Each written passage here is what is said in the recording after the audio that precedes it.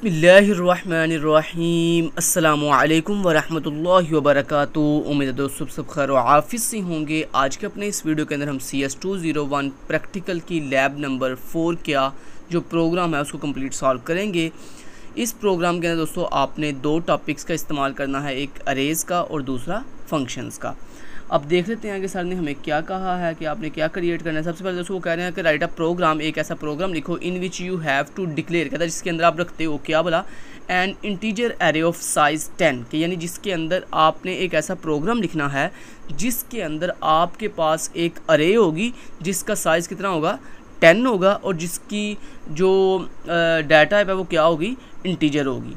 आगे and initialise it, initialise कहते हैं खुद से वैल्यू देना, मतलब यूज़र से नहीं लेनी। अगर आपको प्रोग्राम के अंदर ये कहा जाए कि take a value from user तो देन आपने यूज़र से वैल्यू लेनी होती है। लेकिन अगर आपको प्रोग्राम के अंदर कहा जाए इनिशियलाइज, तो दोस्तों इनिशियलाइज बेसिकली प्रोग्रामिंग की दुनिया में तब हम यूज़ करते हैं जब हमने खुद वैल्यू देनी हो किसी भी वेरिएबल को, किसी भी मतलब फंक्शन को। आगे it with numbers of your choice, कहते हैं नब आपने अपनी खुद से वैल्यू देनी है अपनी अरे को जिसका साइज़ 10 है, और कहता है ऑफ योर चॉइस, जो तुम्हारी चॉइस है, मतलब जो मर्ज़ी आप वैल्यू दे सकते हो। बस कितनी वैल्यू तो देनी है, 10 वैल्यू देनी है, और होम भी किस टाइप की, इंटीजर टाइप की, मतलब न्यूमेरिक वैल्यूज़ होंगी। आगे find the maximum and minimum number from the array and output the numbers on the screen. अब वो कह रहे हैं कि जो आपने अपनी 10 साइज़ की ये जो अरे बनाई थी जिसको आपने 10 वैल्यूज़ दी हैं इंटीजर टाइप की अपनी मर्ज़ी से, कहते हैं उन 10 वैल्यू में से आपका मोटिव क्या है कि आपने उसमें से सबसे बड़ी वैल्यू फाइंड करनी है, मतलब मैक्सिमम वैल्यू फाइंड करनी है, एंड मिनिमम नंबर, और सबसे छोटा यानी सबसे जो स्मॉलेस्ट नंबर है वो फाइंड करना है। तो देन आपने क्या करना है, maximum and minimum number find करने के बाद उसको डिस्प्ले ऑन द स्क्रीन, उसको अपनी स्क्रीन के ऊपर जो है वो डिस्प्ले कर देना है। आगे for finding the maximum and minimum numbers from the array you need to declare two functions, find max and find min. Sir कह रहे हैं कि आपने अपना जो प्रोग्राम राइट करना है, अपने उस प्रोग्राम के अंदर वो जो आपने अपनी 10 साइज़ की अरे में जो maximum and minimum number find करना है ना, उसके लिए आप जो है क्या करोगे, दो फंक्शन बनाओगे। एक फंक्शन का नाम रखोगे आप फाइंड मैक्स, जो कि आपका मैक्सिमम नंबर फाइंड करके आपको देगा, और दूसरे फंक्शन का आप नाम रखोगे फाइंड मिन, जो आपको मिनिमम नंबर फाइंड करके देगा। ठीक है जी। Which accept an array and size of array and int variable as arguments and find the maximum and minimum number and return those values.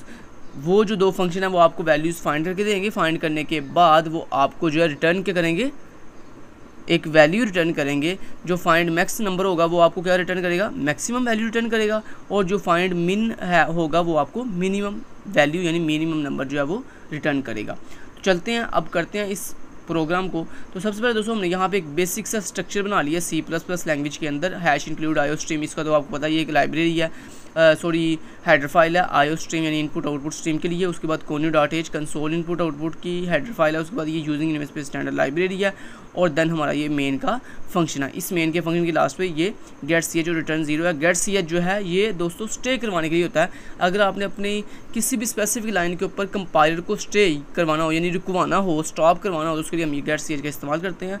इसके अलावा रिटर्न 0 जो है वो सॉफ्टवेयर को टर्मिनेट यानी क्लोज करने के लिए यूज़ किया जाता है। अच्छा जी, अब यहाँ पे दोस्तों हम क्या करेंगे, हम अपना कोड करेंगे।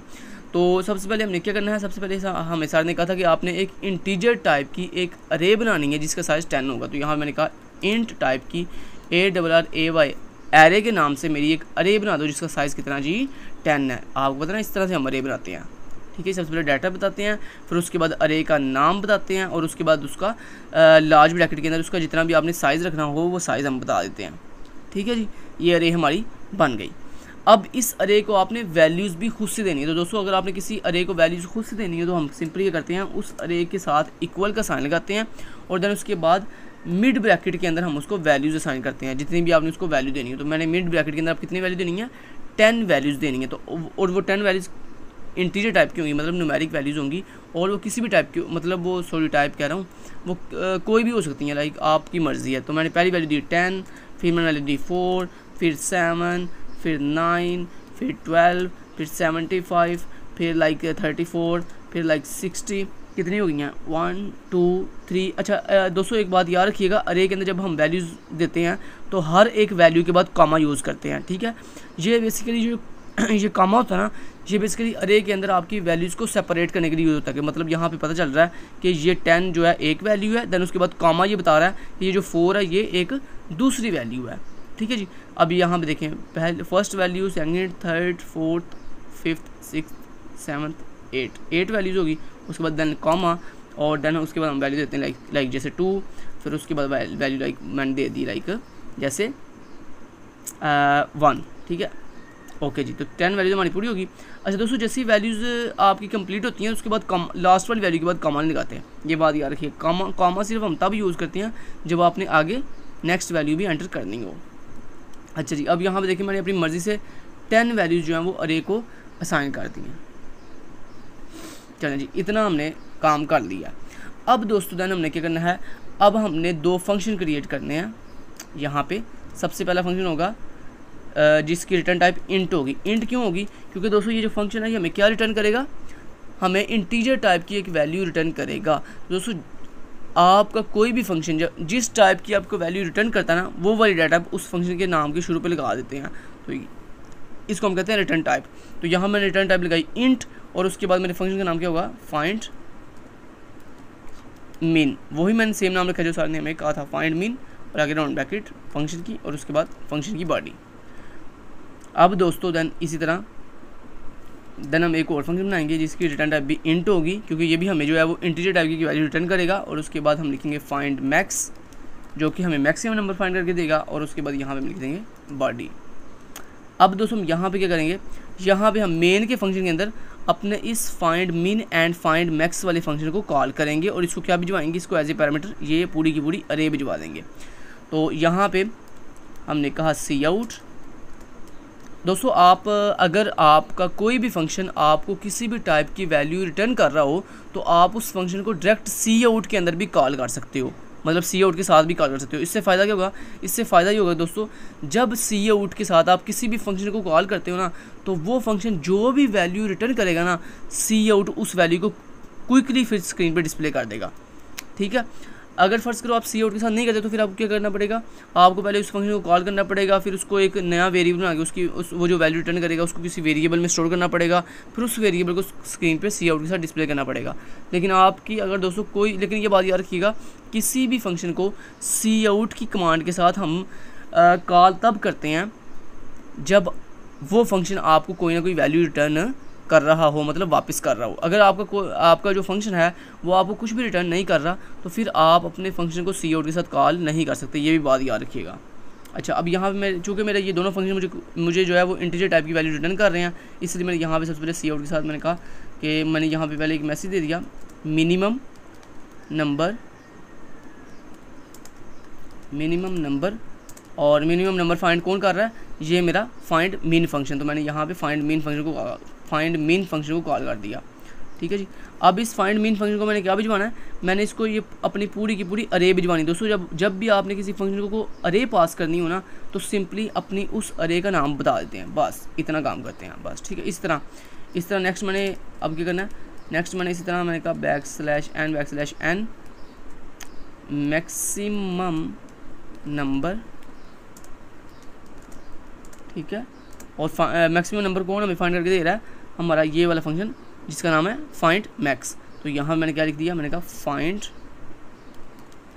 मैक्स फंक्शन को कॉल करो, और उसको मेरी जो अरे नाम की जो अरे है मैंने कहा वो एज ए पैरामीटर पास कर दो।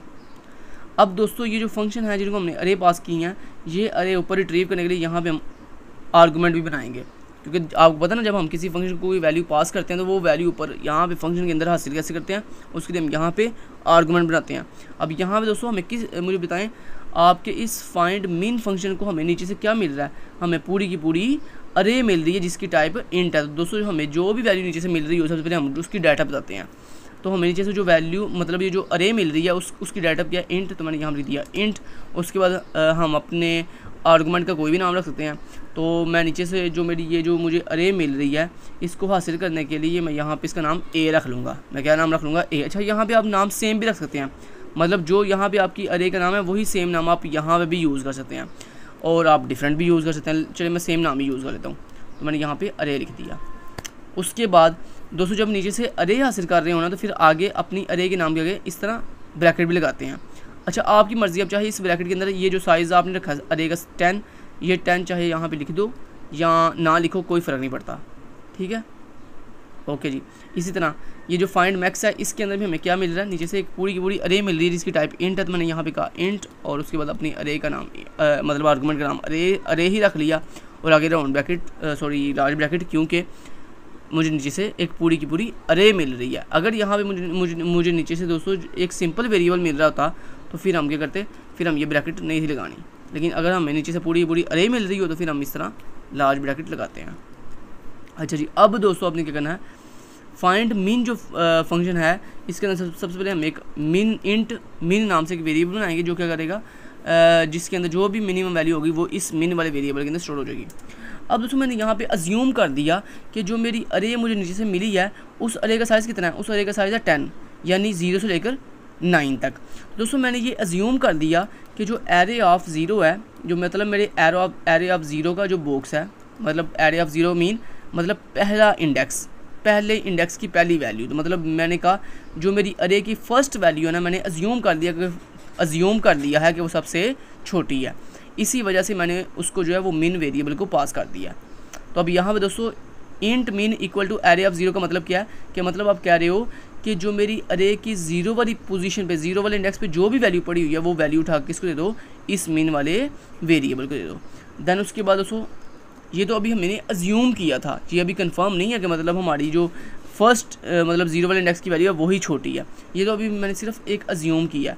अब हम क्या करेंगे, एक लूप चलाएंगे, फॉर लूप, जो क्या करेगी पूरी अरे को ट्रैवर्स करेगी, पूरी अरे को विजिट करेगी और उसमें से जो भी मिनिमम नंबर होगा वो हमें फाइंड करके देगी। तो यहाँ पे मैंने कहा इंट आई इक्वल टू 1, 1 से स्टार्ट क्यों कर रहा हूँ मैं अपनी लूप को दोस्तों, मैं 1 से स्टार्ट इसलिए कर रहा हूँ।